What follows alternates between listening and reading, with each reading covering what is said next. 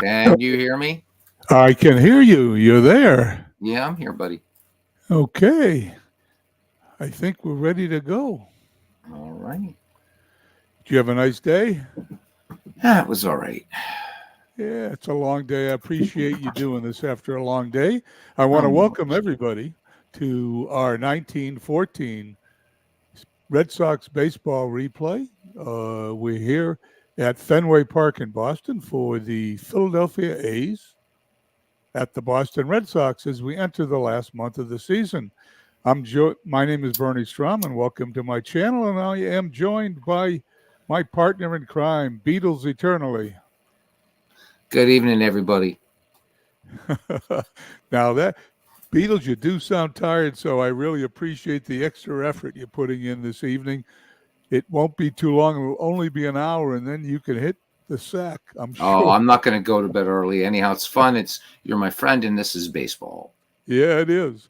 Anyway, for those of you who have followed my stream of this season, the Red Sox were in first place from April to about July.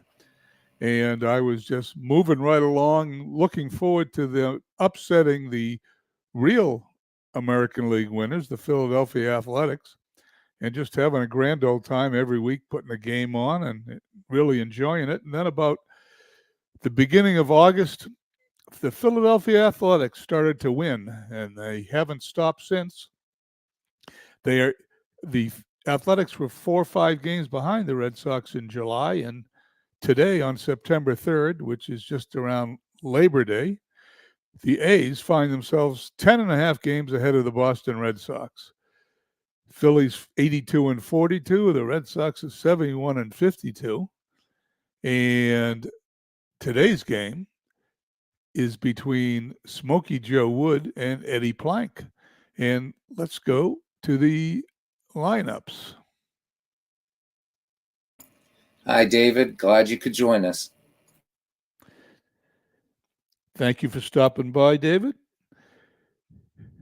Let's just take a look there. Oh, Rube Foster, not Smokey Joe Wood. These are as-played lineups. The Red Sox lineup looks pretty good. I don't play as-play lineups all the time. If I see something I don't like, I change it, but hasn't done me any good as the Phillies lineup, the Philadelphia A's lineup looks good. So let's go down to the field.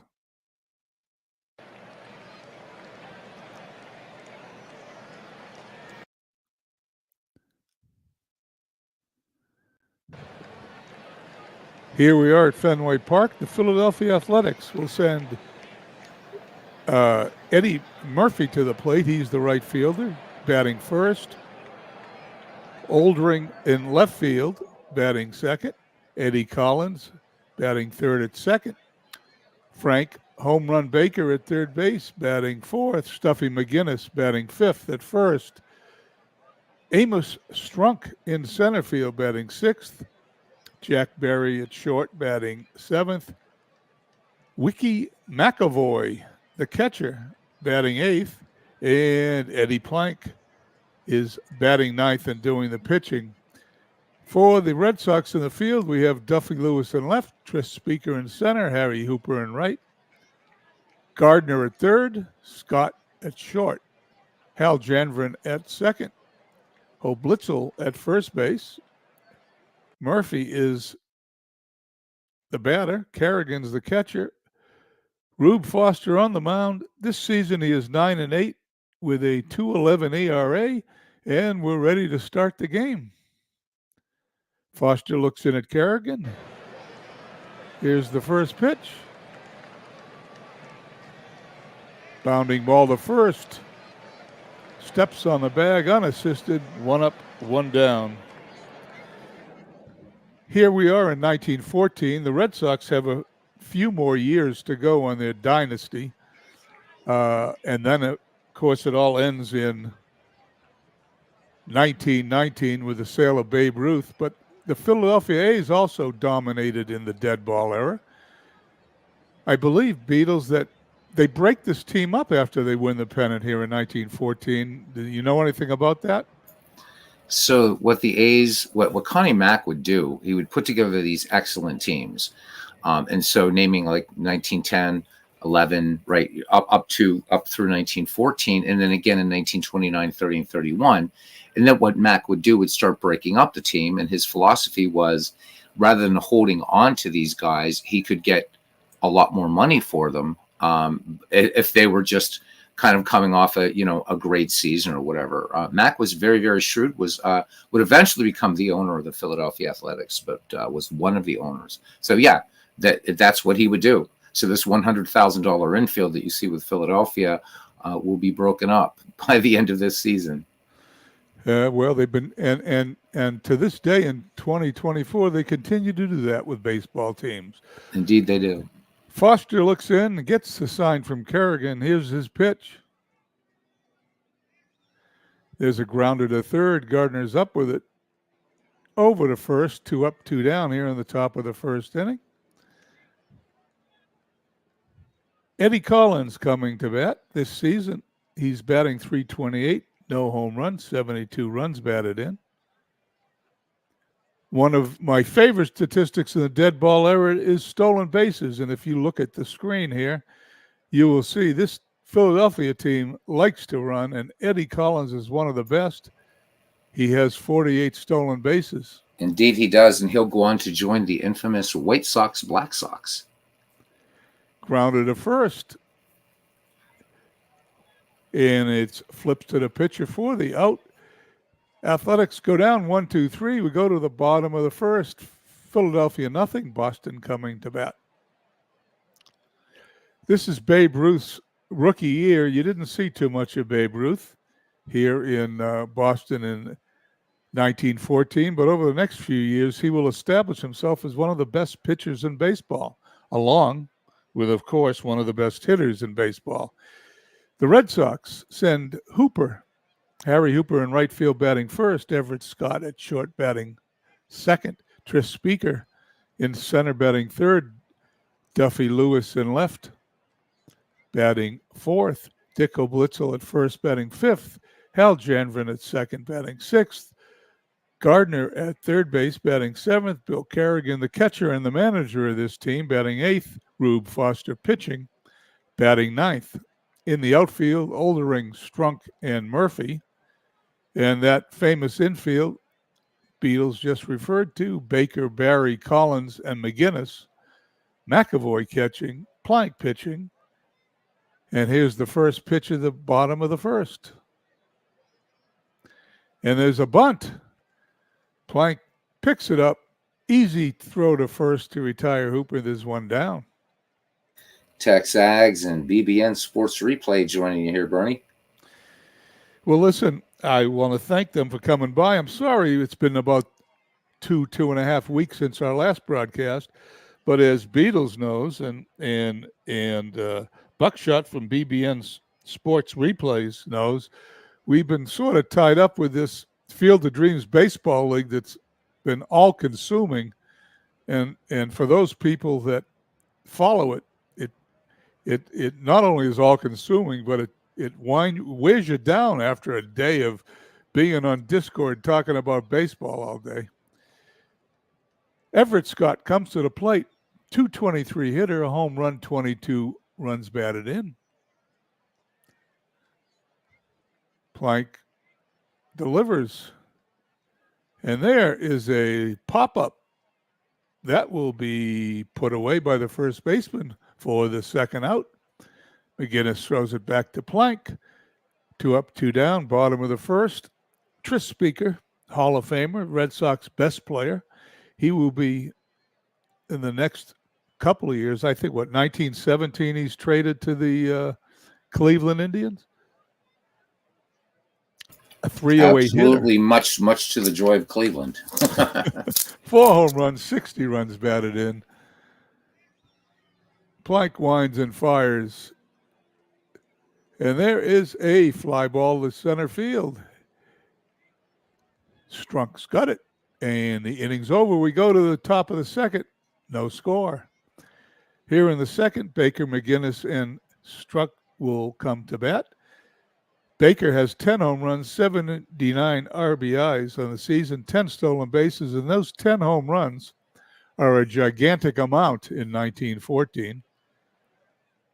Here's the pitch, and there's a blooper in the right field, and that ball's put away for the out. 1 down. Foster now to face McGinnis. McGinnis, .315 average, no home runs, 66 runs batted in. Here's the pitch. That ball is hit into right field, but Hooper puts that away for the out. 2 down. Foster will now face Amos Strunk, a home run, 42 runs batted in, and a .241 batting average. He swings, and that ball is popped up in the infield. In comes Gardner, puts it away. That was a quick inning. We go to the bottom of the second. There's no score. Well, Tex, I think that on behalf of Bernie and everybody else, thank you for those really, really kind words. And you know what? It even gets us to as content creators on here, because other projects will take a kind of back seat, if you will. But and please, no need to apologize. You know, it's always great to have you in our broadcasts. So thanks for coming along. Thanks, Beatles, for keeping an eye on the chat. Makes it easier. Well, I got to watch out for Buckshot. He's troublemaker, you know. So. Well, he's become one of my best friends on our Field of Dreams. Well, there's no accounting for taste, Bernie, but there you go. I know. Well, I like everybody. You know me. Here we go. Bottom of the second inning. Lewis, Hoblitzel, and Janvin do up to face Plank. And here's the first pitch. And he's going to strike him out. He goes down on a called strike 3. We get Hoblitzel coming up. Dick Hoblitzel, .303 average, couple of home runs, 37 runs batted in. And once again, the Red Sox are loaded with speed and stolen bases. He has 21 on the season. Plank delivers. That ball's grounded to first. Just steps on the bag, doesn't have far to go. 2 up, 2 down. No hits yet in this game. We're looking for our first hit as Plank will face Hal Janvin, a .279 hitter. No home runs, 27 RBIs, and 26 stolen bases. Plank delivers, and it's a called strike 3. That was a quick inning, and we go to the top of the third. No score. Here in the third, Barry, McAvoy, and Plank, the bottom third of Philadelphia's order. Barry, the shortstop, hitting .262. Foster winds and delivers.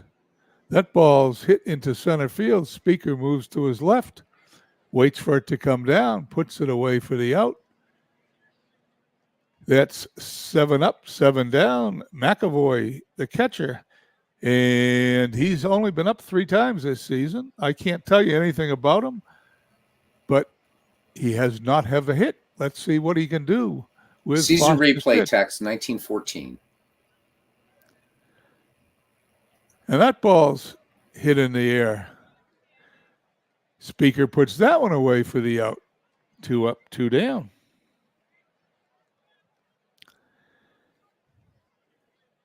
Eddie Plank. Eddie Plank has been up 48 times this season. He has 7 hits, 146 average. And there it is, strike 3 called. We go to the bottom of the third, still looking for our first hit. No score. Also the bottom third of the Red Sox order, Gardner, Kerrigan, and Foster do up. Gardner with 3 home runs, 48 RBIs, a .241 average, and a stolen base count of 31. Plank gets his sign, and he's going to deliver. And he's going to walk him. Ball 4 on the 3-1 pitch, and we have our first runner of the game. We don't have a hit, but we got a runner as Gardner Trots down to first. Bill Kerrigan, the manager and catcher, 239 hitter.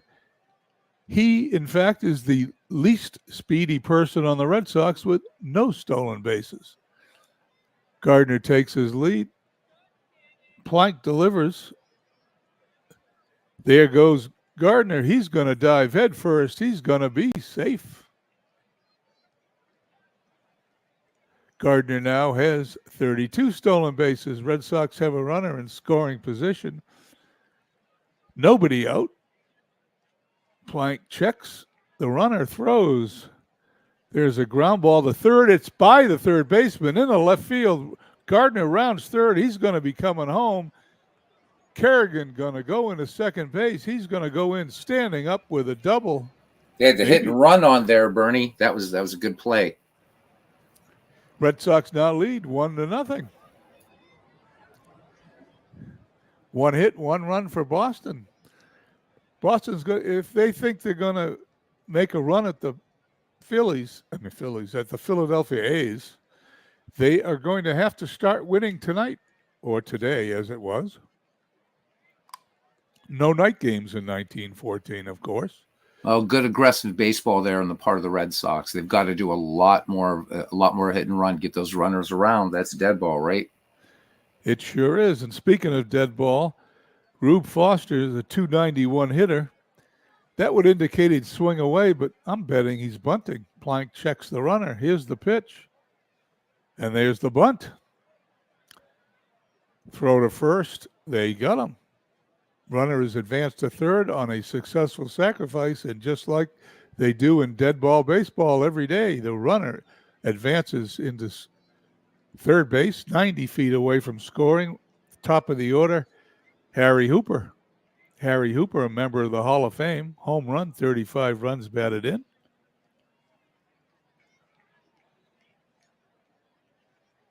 Plank checks the runner.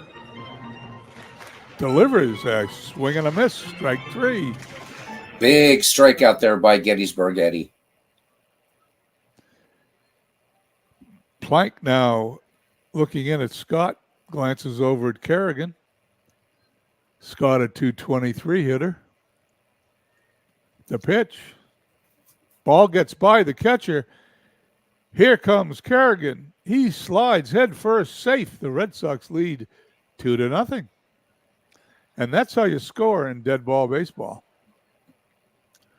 One hit, two runs. The Red Sox have a lead. Plank now to face Scott with the bases empty.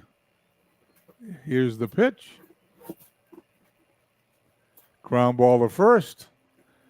McGinnis steps on the bag to retire the side. At the end of 3 innings, Boston leads 2-0.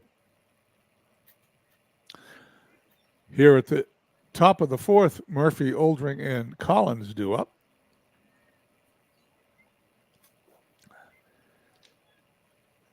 Foster, who on the day has pitched 3 innings, struck out 1, walked no one.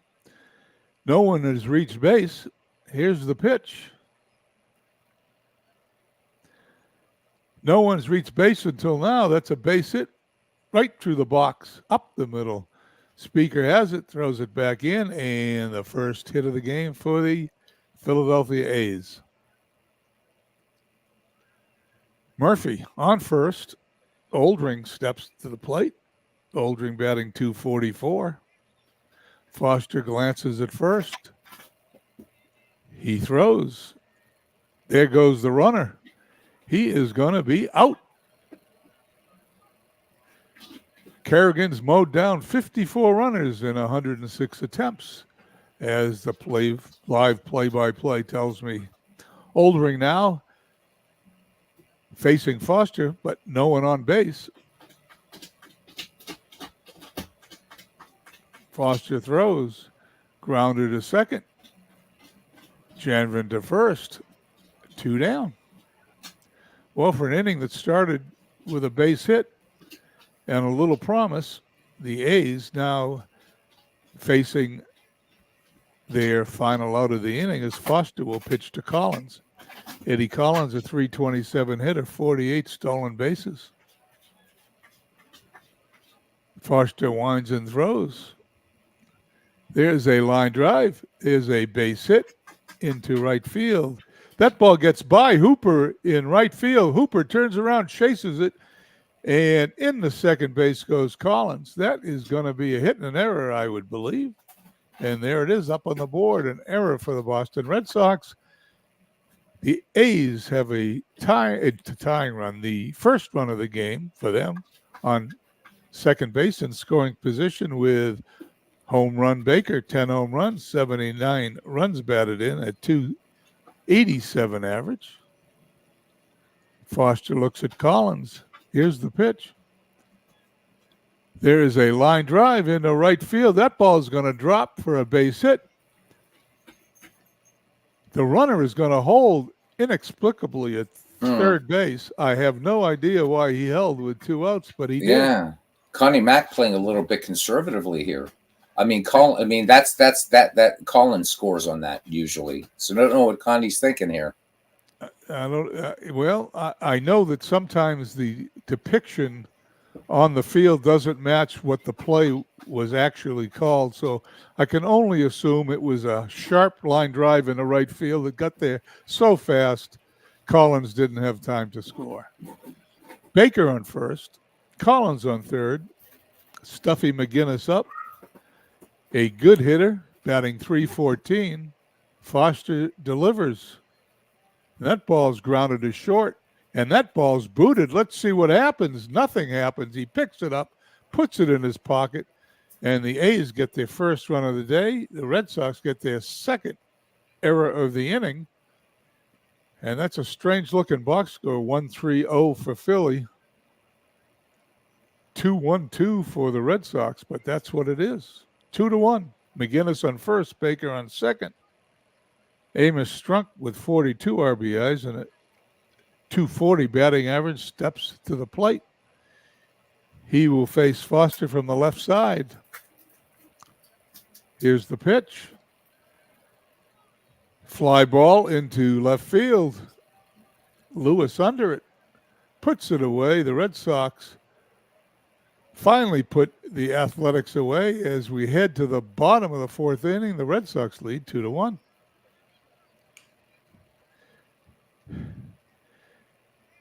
Beatles, what would you consider the most interesting part of Connie Mack? He really hung around baseball for a very long time. Did he retire? My brain may not have this right, but if I'm not mistaken, didn't he retire in like 1950 or something like that? Yeah, he went in the 50s. He started his major league career as a player with Pittsburgh. One of the neat things about Connie Mack, if you see pictures of him, is Connie Mack didn't manage in uniform. He always wore a suit. And his players would talk about that he could be, at times as tough and just as, as kind and everything, but an extremely, extremely shrewd businessman who used to advise his players not to upset Mr. Cobb. I understand he wasn't too free with the money. So there's another thing. There's a little thing I've got to tell you, a little trivia about Connie Mack as a player that maybe a lot of people don't know. So, we have things like the hidden ball trick, and it's been around since, Amenhotep, whatever. Connie Mack was able to by snapping his fingers, could make a ball sound like a foul tip. And that was a big advantage when he played for those Pittsburgh teams. So very, very, very shrewd player. One other thing that I think speaks well of Connie Mack is he would always speak well of the opposition. He wasn't, a kind of trash talker. And yes, he was tight with money. He talked a lot about Christy Mathewson, and he said that he loved watching Christy Mathewson pitch as long as Mathewson wasn't pitching against the Athletics. So a little bit of trivia there on Connie Mack, one of the greats of the game. Well, thank you. And now you guys know why I invited Beatles on here, because nobody knows more about dead ball baseball than my friend Beatles. Okay, here we go. Bottom of the fourth. The Red Sox are going to send Speaker Lewis and Oblitzel to bat against Plank. Here's Speaker's at bat. and he's going to hit a little dribbler right back to the mound. Plank up with it to first for the out. One down. Plank to face Duffy Lewis of the famous Lewis. There's you can't see it here, but there was a hill here in front of Fenway Park's left field wall back in those days, and it was called Duffy's Cliff. Here we go. Plank winds and fires. And there is a line drive into left field. That's going to drop for a base hit. Lewis on first.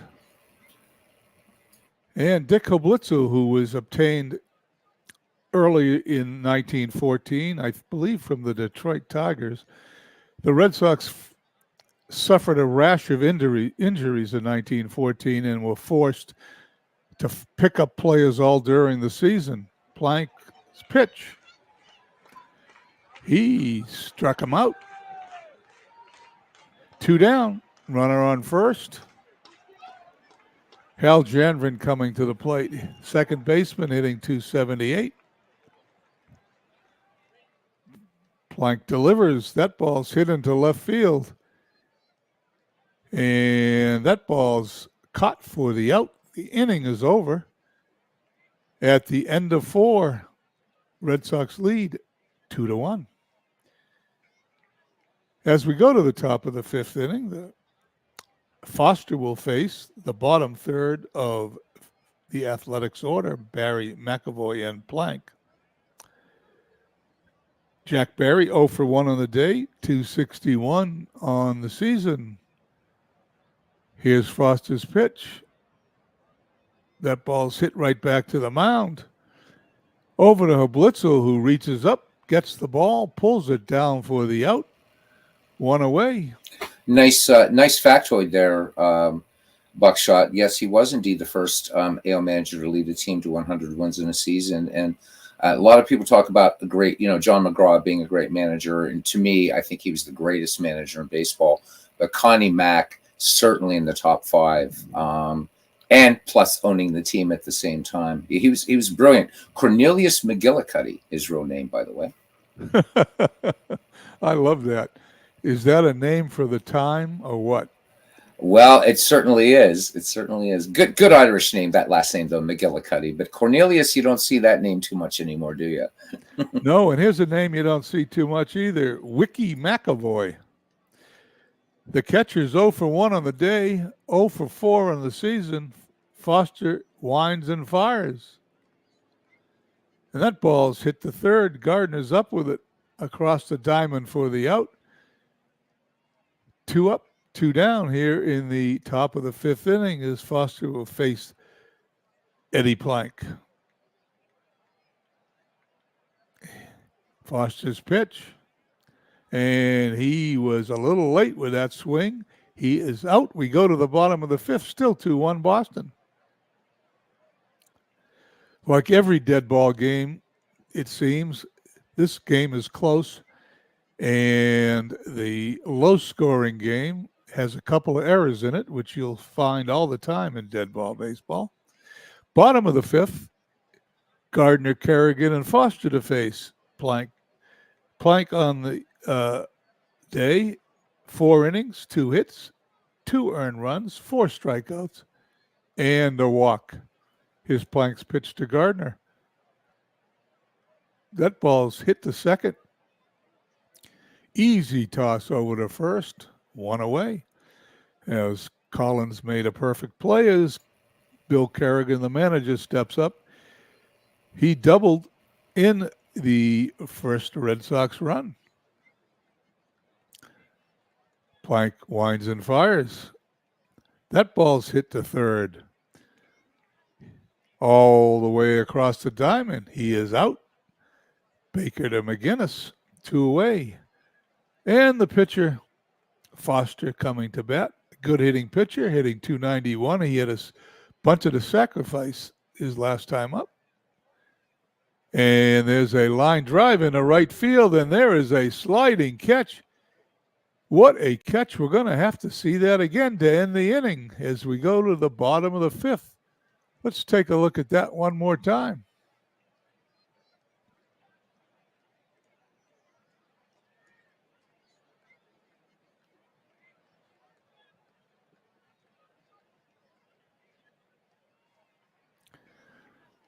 The old sliding catch. There you go.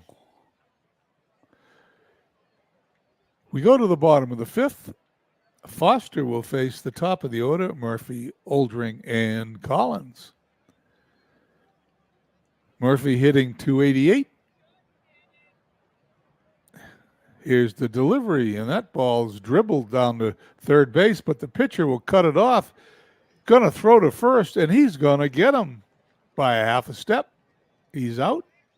Looked like he might have beat it out, but no replay in 1914 baseball as Foster faces Oldring, a .243 hitter. He's 0 for 2 on the day. Foster's pitch, and he's going to walk him. The tying run goes to first base with Eddie Collins due up. Eddie Collins, one of the better hitters on the A's, 72 runs batted in, a .329 average, 1 for 2 today. Foster checks Oldring and throws. That ball's hit. Oh, it's what a play and what a throw that is going to be missed. Let's see who's going to get that error. It's airmailed into the outfield. Well, it didn't quite get to the outfield, but that was an error on the second baseman. The third error of the day for the Red Sox, and now the Athletics are set up with 1 out and 2 runners on. Tying run on second, Collins represents the go-ahead run as Frank Home Run Baker steps up with 10 home runs, .288 average, 1 for 2 on the day. See if Foster can do something with him. That ball gets by the catcher. The runners are going to advance. And that is called a wild pitch by the official scorer. The Red Sox are doing everything they can do to hand this game to the Athletics, and this is how the last 6 weeks of the season has gone for them. Foster now is going to have to bear down with Baker. Collins at second. Oldring at first. Foster's pitch. There is a blooper into right field. Hooper has got it. He's going to throw it in. No one's going to score. There's 2 away. And for the second time in this game, the Red Sox luck out by not having a runner score from third when they most likely should have. Foster now to face Stuffy McGinnis, also a great hitter at .313. He's no slouch at knocking in runs. He's got 66 of them on the season. Oldring at third represents the tying run. Collins at second, the go-ahead run. Foster throws. That ball's hit to third. Gardner's up with it. Over to first. The Red Sox get out of a jam in the inning, and we go to the bottom of the sixth, 2-1 Boston. Beatles, as we approach the weekend, you have any plans on YouTube this weekend? Oh, yeah, definitely. Not sure what, but definite plans. Absolutely. And long weekend coming up for the next 2 weeks for myself. So, yeah, plan to get caught up and do some stuff. Return to the Mathewson project this weekend. Well, we look forward to not only your upcoming McGreevy League that's going to be starting soon, but whatever you plan for the weekend. Thank you. Welcome into Legend Sports Universe this year. Joining you, Bernie. Legends, if you guys are listening and if you haven't seen Legend Sports Universe football and baseball presentations on YouTube, you're in for a real treat. He has some of the most exciting content on YouTube as far as I can see. MLB The Show for baseball, Madden football, and it is as real as you can get outside of the NFL and Major League Baseball. Plank this inning will face the top of the order, Hooper, Scott, and Speaker. Hooper 0 for 2 on the day. Plank delivers. There's a line drive in the left. That looks like it's going to drop for a hit, and the Red Sox have the leadoff run on here in the bottom of the sixth. Red Sox could sure use some insurance runs here. Speaking as a Red Sox fan, Everett Scott stepping to the plate, 0 for 2, 222 on the season. Plank delivers, and there's the bunt. There's the throw to first. The Red Sox now have an insurance run on second base with 1 out. For Tris Speaker, without a doubt, the best hitter on the Red Sox, 4 home runs, 60 runs batted in, a 307 average. However, he's 0 for 2 on the season. Hooper takes his lead, and Plank delivers. There is a ground ball to second. Over to first, Collins with a perfect throw. The runner goes to third. He's 90 feet away from that insurance run. However, there is 2 outs for Duffy Lewis. Lewis has a hit today in 2 at-bats. He hitting 251 on the season. Plank gets the sign. Here's the pitch. And it's ball 4. Lewis goes to first. Hooper's on third. Oblitzels up. 0 for 2 on the day. 302 for the season. Plank checks both runners. He delivers. That ball's hit into left field. That ball is going to be caught for the 3rd out of the inning. As we go to the top of the 7th, Red Sox 2 runs, 3 hits, 3 errors. The Athletics 1 run, 3 hits, and no errors. Dwayne Mart's in the ballpark, Bernie. Dwayne, nice to see you. Dwayne, we've missed you recently. I know you've been busy. You've had some sad news with a friend of yours, and our sympathy, our deepest sympathies goes to you for the situation with your friend. And I'm sure that it's not been an easy week for you, but hopefully his memory will live a long time in your brain. Anyway, thank you for coming by and spending some time with us, Dwayne. Foster will face Strunk, Barry, and McAvoy here, 6th, 7th, and 8th hitters. Strunk 0 for 2. Foster's pitch. That ball's hit into right field, but Hooper's going to take a couple of steps to the right, put it away for the out. 1 down. As we get to the later innings, Jack Barry is 0 for 2, 261 hitter. Steps to the plate. Foster delivers. Grounded to short. Everett Scott up with it over to first. And he's out. 2 away. Foster, who's pitched 6 2/3 innings, allowed 3 hits, 2 strikeouts, and 1 walk, will face Wiki McAvoy, my favorite name of the day. He's 0 for 2 in the game, 0 for 5 on the season. Foster winds and fires. There is a fly ball into left. Lewis puts it away for the out.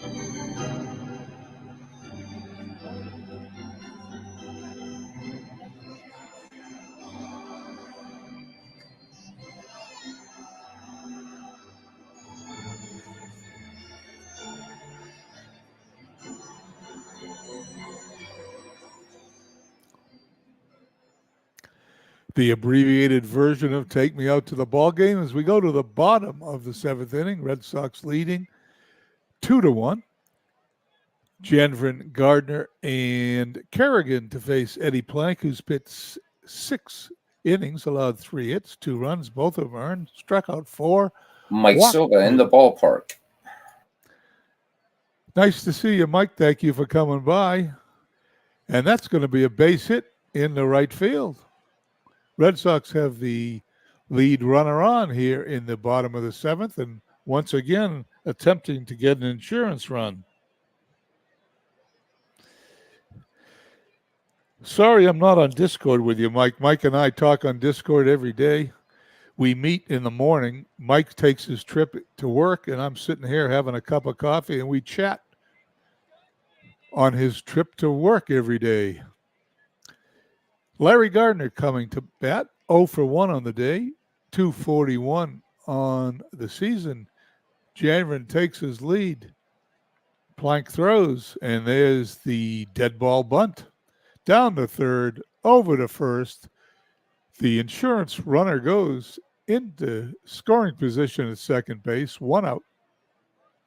A single will bring him in. Bill Kerrigan has a double today, actually, 1 for 2. He did knock in the first run. Plank checks Gardner and throws. That ball is popped up. That's not going to score anything as it's caught for the out. Plank now, 2 away. Janvrin still at second base. Rube Foster, the pitcher, up 0 for 1. He has had a sacrifice, hitting .286 on the season. Plank delivers. That ball's hit to third. Scooped up, crossed the diamond for the out. We go to the top of the 8th, 2-1 Boston.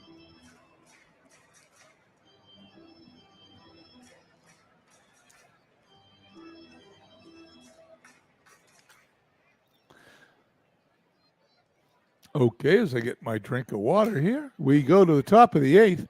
Phillies running out of time. The Athletics send up Plank, Murphy, and Oldring. Here's Foster's pitch to Plank. That ball's hit in the right field. Will that drop? It will drop, but it will drop into Hooper's glove. 1 away. Eddie Murphy, 1 for 3 on the day, 288 on the season. Foster winds and fires. That ball's hit in the left field. It's going to drop in front of Lewis for a base hit. I thought he was going to catch it there for a moment. The tying run on first, 1 away. Rube Oldring, 0 for 2, 243 on the day. Murphy takes his lead. Foster delivers. There's the bunt. Right back to the mound. And that ball's thrown away.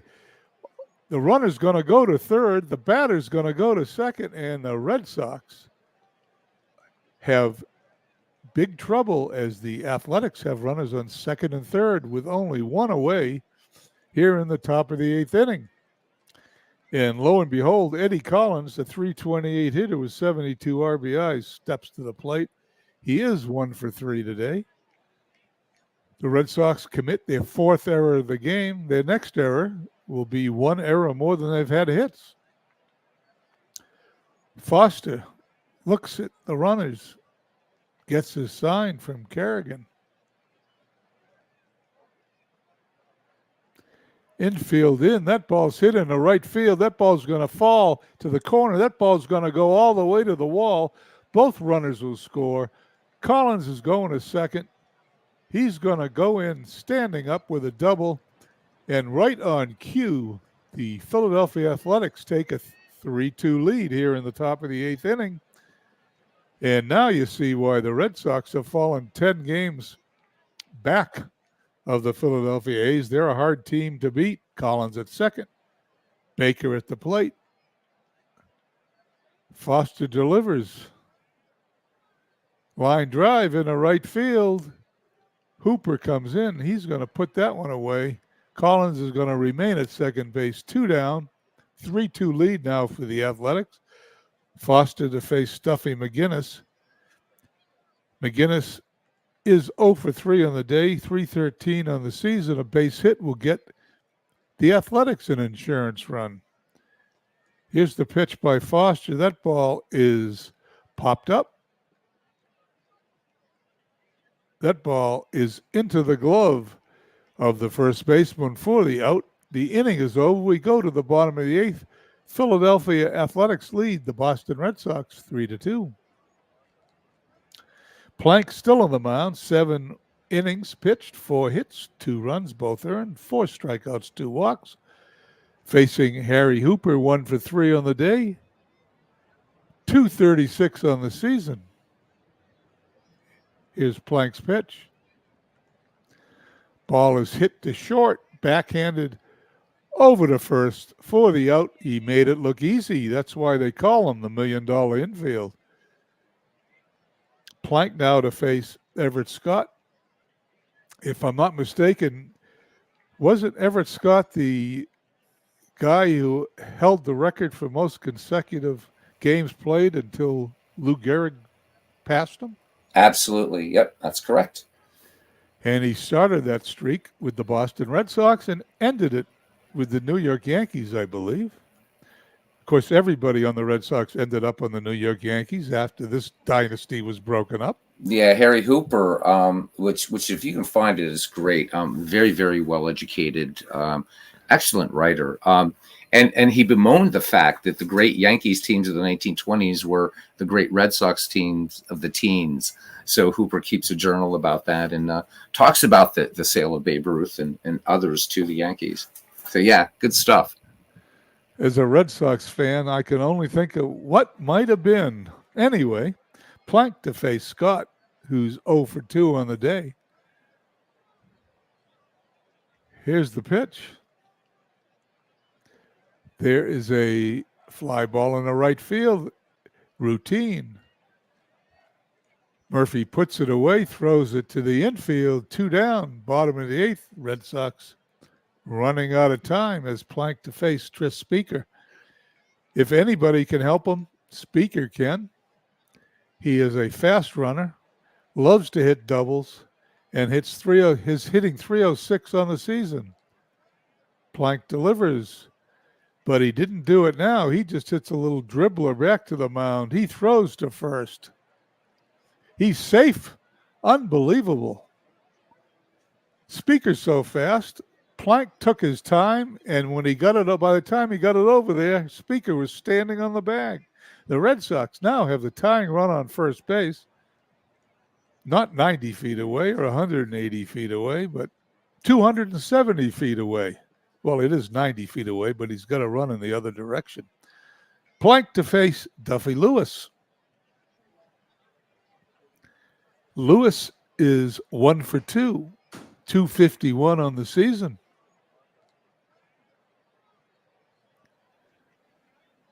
And there it is. There's the pop-up in the infield. The catcher puts it away for the out. We go to the top of the 9th. 3-2 Philadelphia. One more sip of water here in the dry Las Vegas desert.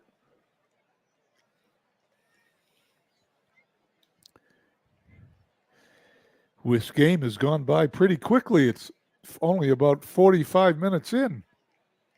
And that's what happens when you get only 10 hits of the game. Foster will face batters 6, 7, and 8 for the Athletics. Strunk, Barry, and McAvoy. 0 for 3 on the day is Amos Strunk. Here's Foster's pitch. That ball's hit into center field. That ball is going to be caught for the out. Speaker made a great play as Foster appreciates it. Jack Barry, 0 for 3, 260 on the season. He delivers. That ball's hit into center field. Speaker with a lot of range, but he's not going to get this one. It's going to drop right in front of him for a base hit. Runner on first is Barry, once again representing an insurance run, as Foster now has pitched 8 1/3 innings, 6 hits, however, only 1 earned run. Unfortunately for him, the Red Sox have committed 4 errors. He's struck out 2, and he's walked the batter. Jimmy Walsh, the pinch hitter, coming to the plate. Walsh, a full-time player for this team. He's had 289 at-bats for the season. Well, half-time player, I would say. Got some power with 5 home runs here in dead ball, 25 RBIs, 239 average. They're looking for a hit. Foster delivers. He hits a line drive into right field, and Hooper makes his second spectacular catch of the day. We're going to look at that one more time.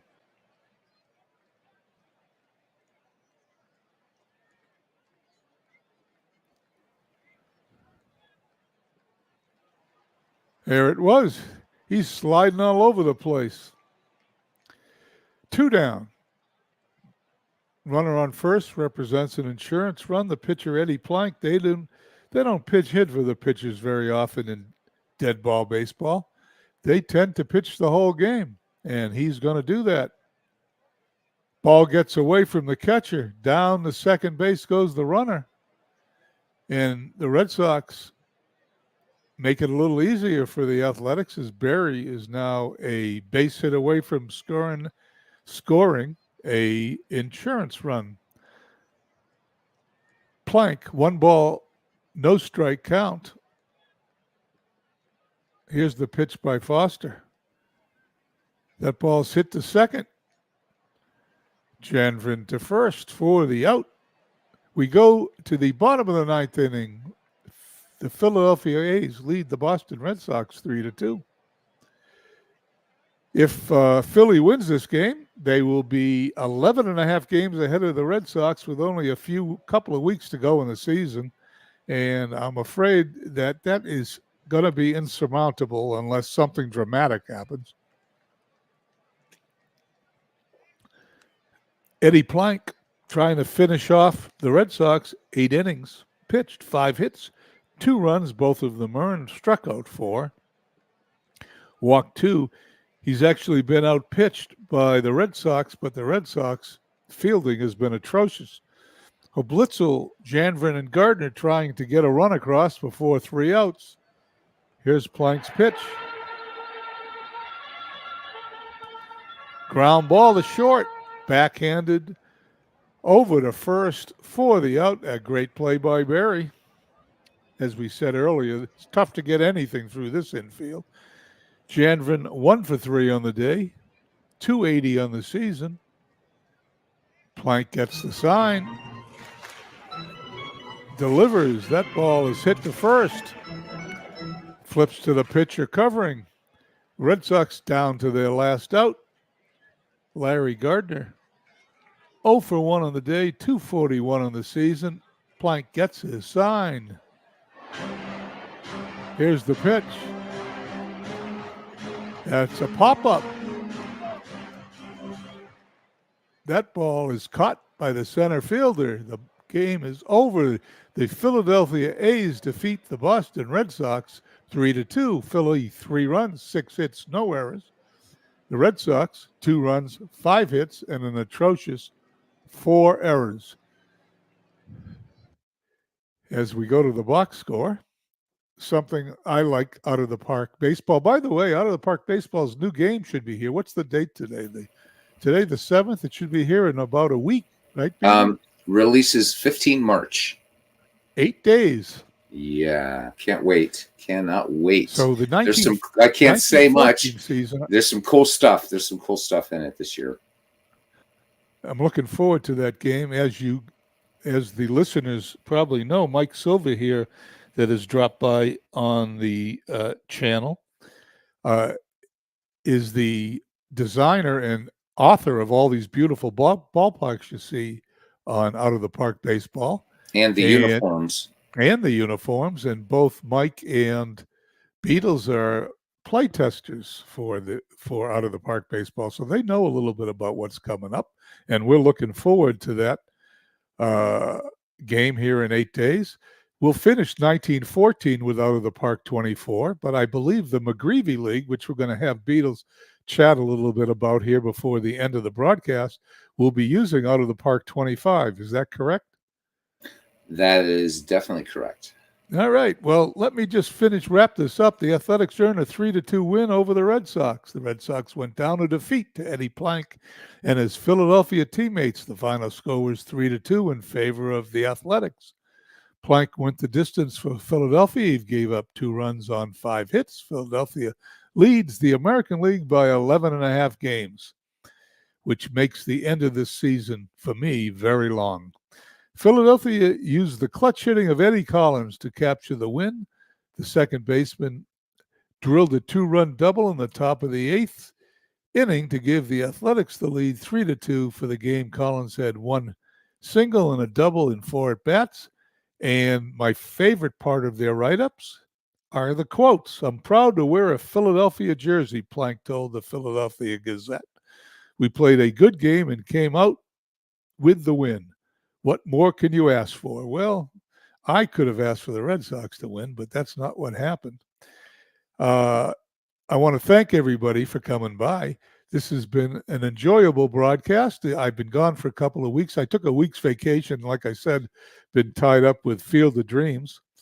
However, we are looking forward to Beatles McGreevy League. And Beatles, you want to take a minute and tell our listeners about what they have to look forward to with your McGreevy League? Sure. Yeah, this is going to be the third iteration of it. Doing it now at Park Baseball 25, as you mentioned. So just very quickly, the years will be 1871 to 1929.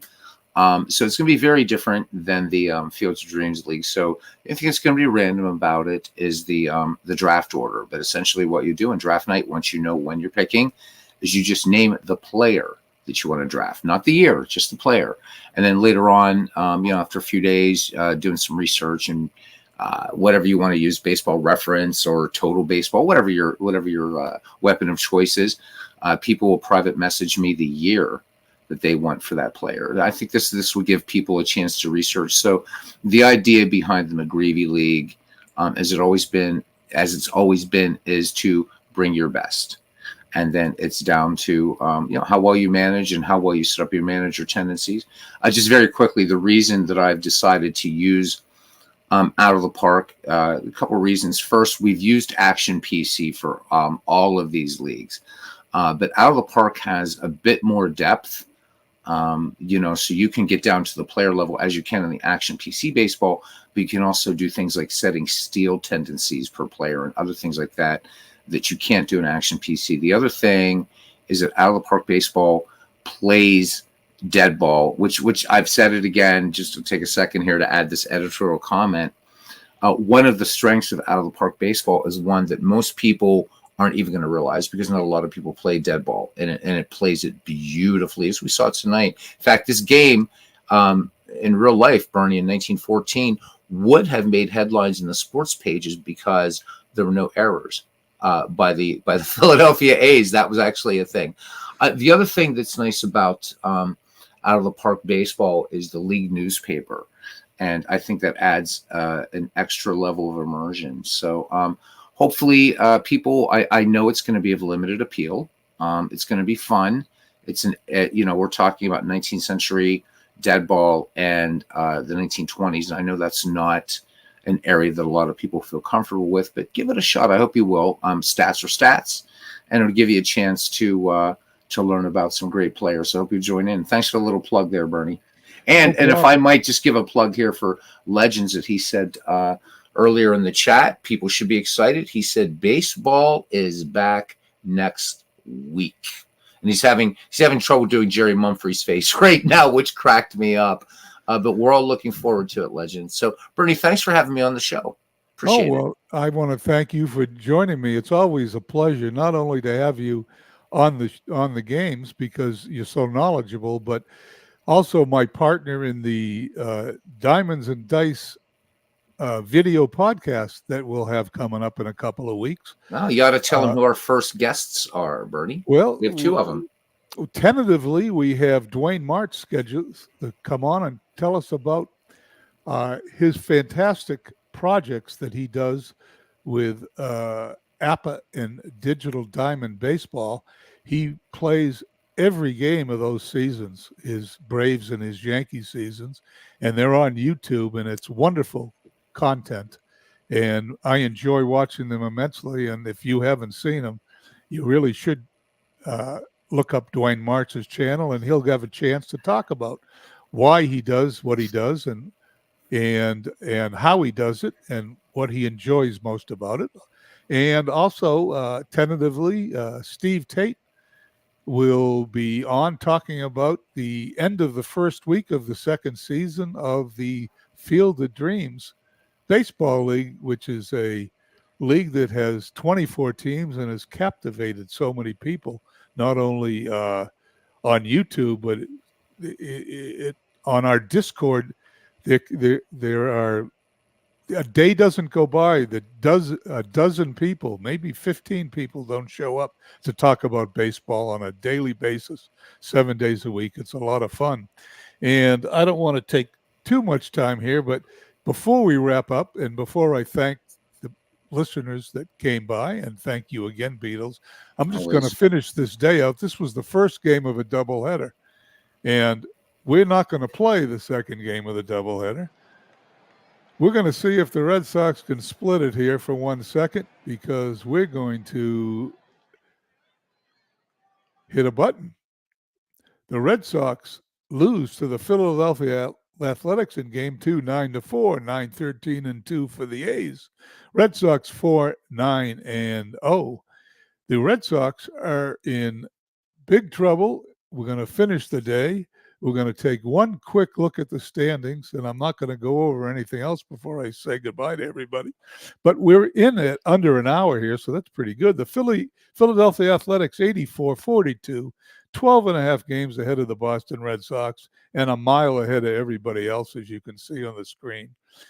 In the American League, you might want to note that Shoeless Joe Jackson of the Cleveland Naps lead the league in hitting at 340.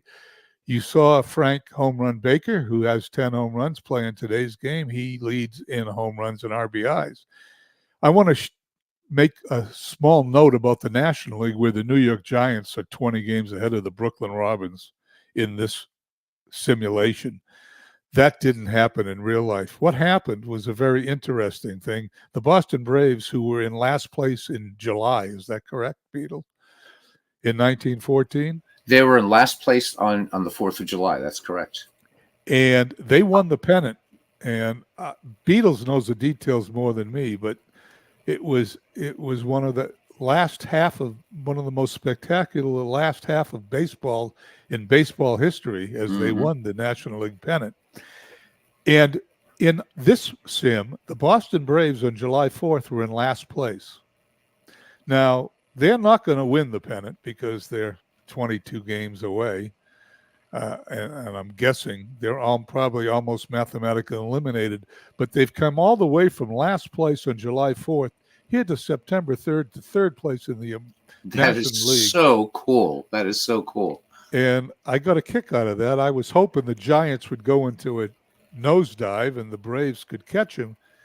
I think the Braves are going to catch the Brooklyn Robins and finish second, but they're not going to catch the New York Giants. As you can see, they're 9-1 in the last 10 games. No one's going to catch them. I want to thank Dwayne Martz, Legends of Sports Universe. Carlos Shaz came in. Thank you for coming by. Buckshot from BBN Sports Replays, who's new to the YouTube community, doing our Field of Dreams games, and he does a great job. Legends, once again, don't forget to tune in next week to his beginning of his baseball season and his continuation of his football season. I'd like to thank Mike Silver, the author of these beautiful parks.